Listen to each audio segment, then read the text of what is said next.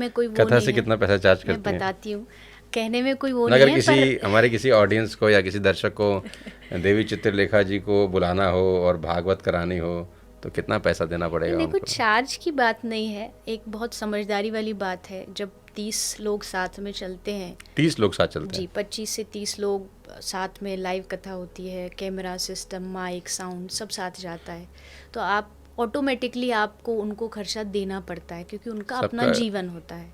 घर तो परिवार है, घर बच्चे हैं। परिवार है और उसमें कुछ गलत भी नहीं है। तो चार्ज का मतलब ये है कि आप उनका खर्चा दे रहे हो। नहीं, एक्चुअली लोगों में आजकल ये बड़ा मिसकंसेप्शन है, या बोलूं कि लोगों को ऐसा लगता है कि ए, तंबाकू बेच के पैसा लेना तो ठीक है, लेकिन जी कथा बेच के नहीं लेना चाहिए।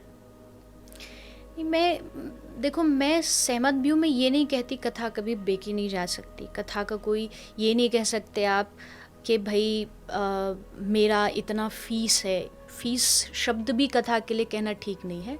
हाँ, आप व्यवस्था जुटाते हैं, आप टेंट तो लगाओगे ही, आप स्टेज तो लगाओगे ही लगाओगे। आप जब उन चीज़ों को जोड़ लेते तो अपने आप ही आपका 20-30 लाख रुपए ऐसे खर्च हो ही जाता है, क्योंकि आपको ऑडियंस भी आ रही है तो एटलीस्ट आपको बैठने की जगह बनानी पड़ती पंखा है, लगाना है, कूलर पंखा लगाना है, लगाना बिजली की है। व्यवस्था तो करनी है। ये सारी चीज़ें बेसिक चीज़ें हैं, ये हर एक आदमी को समझनी चाहिए। लोग बोलेंगे जी हम तो गरीब है, बहुत लोग आते हैं बोले आप तो गरीब, हम तो गरीब है, कथा नहीं करा सकते। अरे आप कथा सुन तो सकते हो। हाँ, कथा की फ़ीस बताओ। आपने कभी ये हो कि भाई एंट्री के लिए फ़ीस रखी हो कि कथा में आपको एंट्री करनी है तो इतना फ़ीस देना, तब तो आप ये कह सकते हो भाई कथा तो बिक रही है। एक व्यक्ति जो सामर्थ्यवान है, वो शहर का एक अच्छा प्रतिष्ठित व्यक्ति है, उसको भगवान ने धन दिया है, वो अपने धन से एक ऐसा आयोजन कर रहा है जिससे शहर के हर आदमी को कुछ ना कुछ लाभ होगा।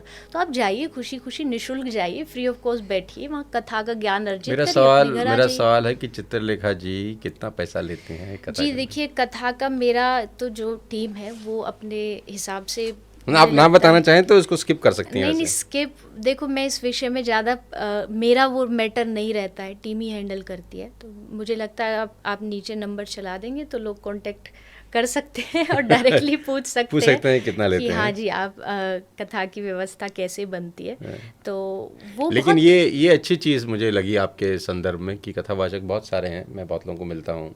जी उनका जो कमर्शियल है, ठीक है, वो कमर्शियल एंगल पे मुझे कभी कोई एतराज़ भी नहीं है, क्योंकि 20-25 लोगों का यूनिट है, उनकी घर गृहस्थी है, और जो कथावाचक कर रहा है उसका भी ज़िंदगी तो है ही ना। खाना तो उसको भी खाना है, कपड़े उसको भी पहनना है, उसका भी ज़िंदगी है, तो वो मुझे क्यों न। लगता है कि ठीक है। हाँ, लेकिन आपके साथ हम ये थोड़ा हमारा, सा मुझे एक बड़ा प्लस पॉइंट लगता है कि आपका 400 हाँ जी, मुझे लगता है हमारे महीने का 25 से 30 लाख रुपए सिर्फ गौशाला हॉस्पिटल का का खर्चा हॉस्पिटल है। का खर्चा है। हॉस्पिटल का खर्चा है। तो और वो उसके लिए ही हम परिश्रम भी करते हैं। मान लीजिए मेहनत कर रहे हैं तो, क्योंकि इतना हमको व्यवस्था करनी ही करनी है मंथली, और वो खुशी भी लगती है। देखो जब आप कहीं कोई अच्छा काम के लिए कुछ मेहनत कर रहे हो और वो आप अपनी आंखों के सामने होते देखते हो, तो फिर वो मेहनत नहीं अच्छा लगता लगती, है। वो मेहनत नहीं लगती। अब कभी कभी तो ऐसा भी लगता है कि अपने लिए चीज़ें ना हो, कम हो, वो चल जाएगा, लेकिन जो आप सेवा कर रहे हो वो पूरी होनी चाहिए।